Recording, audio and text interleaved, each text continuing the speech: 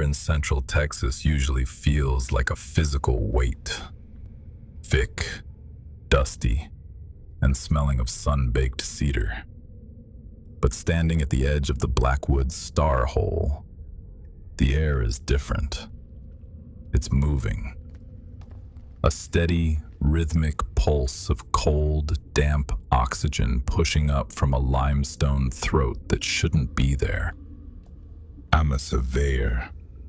I get paid to look at things people want to pretend aren't on their property. This hole was one of them. A perfect 6-foot circle of absolute black, tucked behind a thicket of scrub oak. No bottom in sight. I checked my harness. I checked my anchors. And then I saw the rock. Right at the lip of the drop, someone had used a blackened stick to scrawl 5 lines into the limestone. It wasn't graffiti. It was a warning. The rules of the descent. Never use the high setting on your headlamp. Some things in the deep haven't seen light in 1,000,000 years. A high beam is an invitation. If you hear a rhythmic tapping that matches your heartbeat, stop moving. Hold your breath until the tapping falls out of sync. If the passage narrows so much that you can see your reflection in the wet rock, do not blink. If you feel a weight on your harness that isn't yours, do not look up. Just keep rappelling. I laughed. I actually laughed. I thought it was just local kids trying to keep people out of their secret spot. I clicked my headlamp to low, kicked off the ledge, and disappeared into the throat. The transition is immediate. The Texas heat vanishes, replaced by a 58-degree chill that clings to your skin like a wet sheet. 50 feet down, the walls start to change. The limestone isn't white anymore. It's stained a deep, bruised purple. The sound of the world above, the cicadas, the wind in the oaks, it doesn't just fade, it gets cut. It's like a door slammed shut behind me. Everything becomes about the rope, the creak slide of the carabiner, the hiss of the nylon against my gloves. I reached the first landing, a small ledge barely wide enough to sit on. I checked my watch. I'd been descending for 20 minutes. According to my senses, I should have hit the floor 10 minutes ago. But the darkness below was still absolute. I reached for my headlamp to toggle the high beam. My finger hovered over the button. Rule number 1. A high beam is an invitation. I hesitated. The silence here is heavy. It presses against your eardrums until you start to hear the blood rushing through your own veins.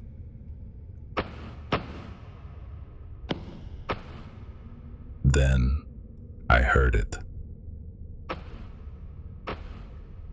It came from the rock wall to my left. A dull, rhythmic striking of stone on stone. My breath hitched.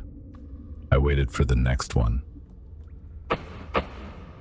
It was perfectly timed. Every time my heart beat, the rock answered.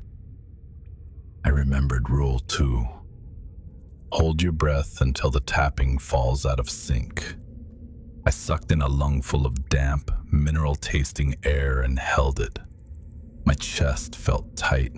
My heart was a hammer inside my ribs, terrified by the sudden lack of oxygen.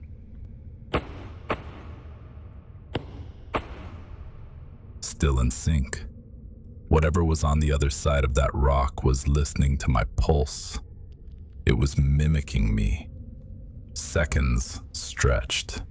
My vision started to blur at the edges. Just as I felt my consciousness slipping, my heart skipped a beat. A tiny, panicked flutter. The tapping didn't follow. It was off. I exhaled, gasping, the sound echoing unnaturally loud in the small space. The tapping stopped instantly. I didn't wait. I kicked off the ledge and doubled my speed. I was sliding down the rope now, the friction heat burning through my gloves. I just wanted to find the bottom, finish the survey, and get out. But the cave had other plans. The walls began to lean in. The 6-foot wide shaft narrowed to 4 feet, then 3. I had to tuck my elbows in. The rock was slick with a translucent film that felt like cold oil. I hit a constriction point so tight I had to exhale just to slide my hips through. I turned my head to the side, and that's when I saw it. The wet limestone was so polished, so impossibly smooth, that it acted like a black mirror. In the dim glow of my low-beam lamp, I saw my own face staring back at me from the rock. But my reflection's eyes were wide. They were terrified. And they weren't looking at me. They were looking at something standing on the ledge I had just left. I remembered Rule 3. Do not blink. My eyes began to sting. The salt from my sweat burned. I stared at my own reflection, watching my double's pupils dilate until the irises disappeared. Behind my reflection's head, in the darkness of the mirror world, a hand reached out. A pale, spindly hand with too many joints. It gripped my reflection's shoulder. I didn't blink. I pushed. I scraped the skin off my chest as I forced myself through the narrow gap, falling into the open air of a larger chamber below. If you're finding this descent as suffocating as I am, leave a like on the video. It helps others find their way into the dark with us here at Mr. Wick and Whispers. Now, I was dangling in the center of a massive cathedral of stone. My light couldn't find the walls. It was like being suspended in outer space. And then, the weight arrived. It wasn't a heavy weight. It felt like a child had gently rested their chin on my shoulder. The rope above me jerked. The harness tightened painfully around my legs. Rule number 4. Do not look up. Just keep rappelling. My neck ached.